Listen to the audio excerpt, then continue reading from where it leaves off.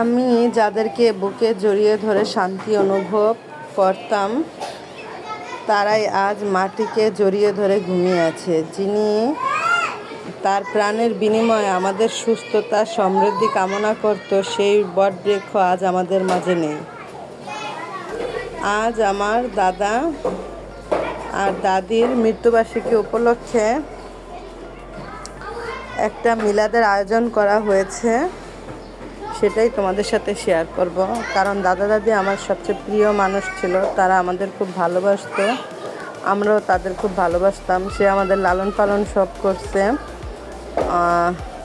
তো তারা আমার এত ভালোবাসছে যে তাদের কথাগুলি বলে শেষ করা যাবে না, যে তারা আমার জীবনে কী ছিল। যাই হোক, তো আজকে খুব দুঃখের একটা দিন, তারপরও শেয়ার করতেছি। আমার দাদা আজকে মারা গেছে, 3 বছর হয়ে গেল। দাদি মারা গেছে 13 বছর হয়েছে। তো আমাদের এই উপলক্ষে আমার আব্বু একটা মিলাদের আয়োজন করছে। তো হুজুর টুজুর এনে মিলাদ পড়াবে। তো আমি এর জন্য আজকে রাত্রে আম্মুদের বাসায় চলে গেছিলাম। কালকে রাত্রে যেয়ে দেখি আম্মুরা সুন্দর সুন্দর গরম গরম সিঙ্গারা বানিয়েছে, সেগুলো খেলাম। খাওয়া দাওয়ার পরে তারপরে যে বাজারগুলো আনছে সেগুলো একটু দেখলাম। এগুলো আর বের করবে না, কারণ বাবুর্চি দিয়ে রান্না করবে, তারাই সব করবে। তো তারপরে জাস্ট আম্মুকে আমি একটু প্যাকেটটা দেখাতে বললাম, তো দেখালো। তো এই তো কাঁচামরিচ, পেঁয়াজ, দারচিনি, এলাচ সব কিছুই আছে,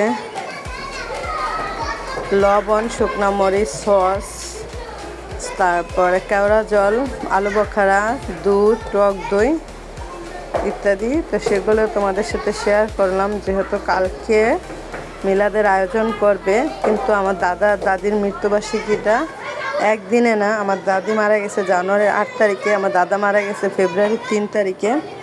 তো এই দুইটা মিলিয়ে একসাথে আয়োজন করা হলো। এই তো সাদা গোলমরিচের গুঁড়া আর যা যা লাগে কালকে বিরিয়ানি রান্নার আয়োজনে সব কিছুই করবে। তো এই তো সকাল সকাল বাসার নিচে বিরিয়ানির বড় তামারি বা ড্যাগ যে যেটা বলে, ওটার ভিতরে রান্না করবে। তো এই তো পোলার চালগুলি সুন্দরভাবে বাবুর্চি মেপে নিচ্ছে।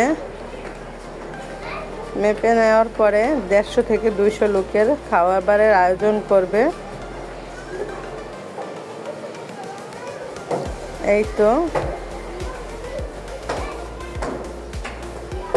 আর এদিকে আমার ভাই, কাকা, জারিফমণি সবাই এদিকে দাঁড়িয়ে আছে, বাবুর্চিদের কাজকর্ম দেখতেছে। আলিফ এই তো এখন মাংস সিদ্ধ বসাইছে। মাংস সিদ্ধর পরে তারপরে আরেকটা 2 পাতিলা রান্না হবে, আরেকটা পাতিলা পানি দিয়ে খুব সুন্দরভাবে।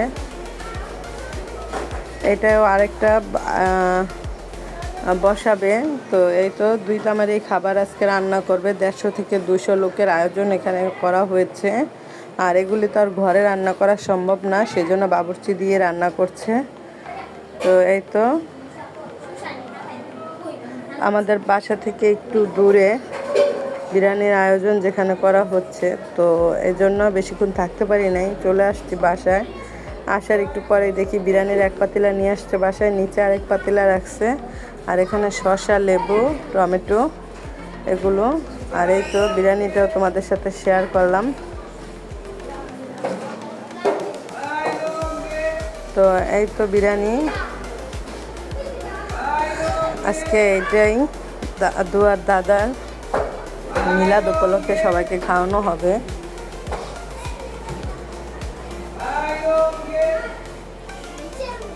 তো এই তো নিচে প্রথমে মিলাদের হুজুরে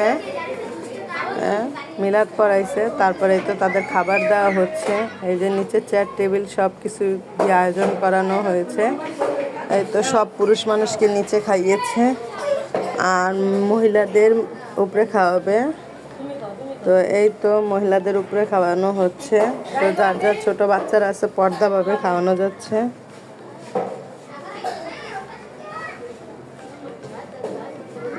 তারপরে এই তো আমার ফুপু লাভলিও আসছে।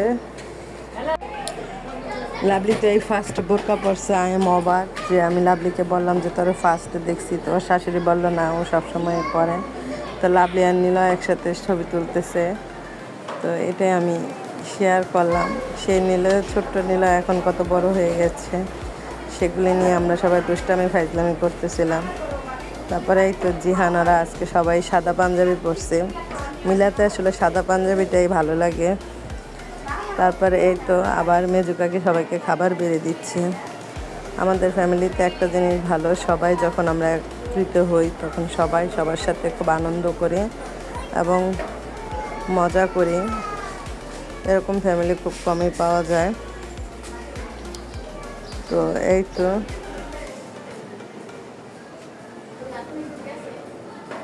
আমি বিরিয়ানি খাচ্ছি, সবাই খেতে বসছে, আমিও সাথে বসে গেলাম। এই তো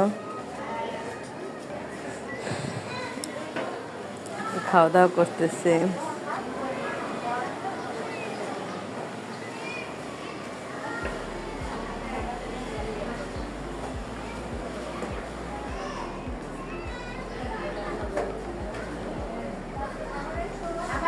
সবাই একসাথে খাওয়া দাওয়া করলাম এবং মজা করলাম।